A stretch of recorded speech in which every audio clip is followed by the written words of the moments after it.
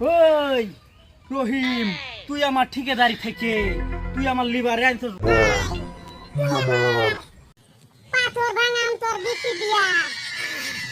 ওই রহিম, আমার অ্যাটেন্ডেন্টটা কমাই দিছিস ভাই।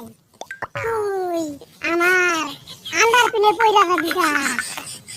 আমি এক কথা কইছি ভাই, আমার অ্যাটেন্ডেন্টটা ঘুরাই দে কইছি। তুই আমার না দাই খেলে দিবি।